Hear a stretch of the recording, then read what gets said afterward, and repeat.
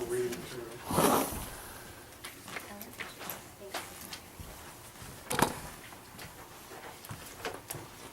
I'm a much better listener than I am a speaker, and I'm more of a ponderer, so I hope I can do this okay.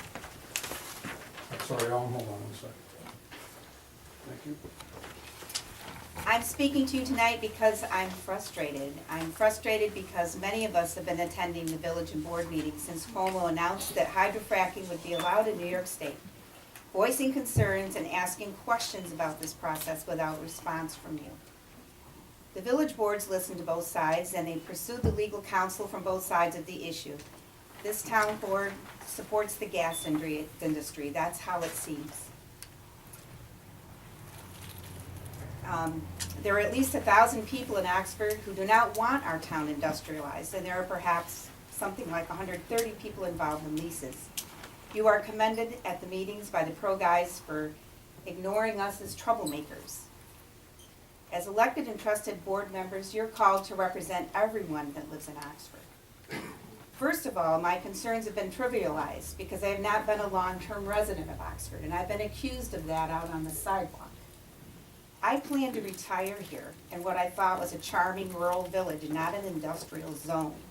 I've always lived within 40 miles of here all of my life. I love this area. I lived almost 40 years in Hamilton, and I grew up in the town of Nelson, which was once my great-grandparents' dairy farm.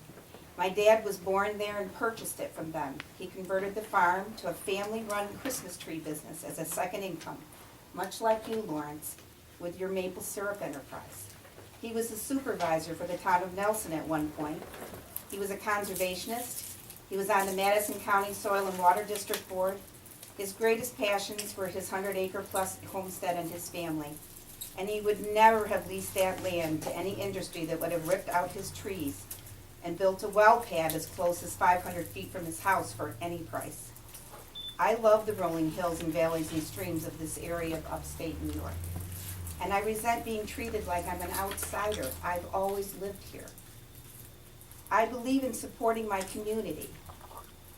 I service my car at the Goldens, I buy my gas at Blue Ox, I bank at the NBT, I fill my prescriptions at Bartles, and I eat in the local restaurants.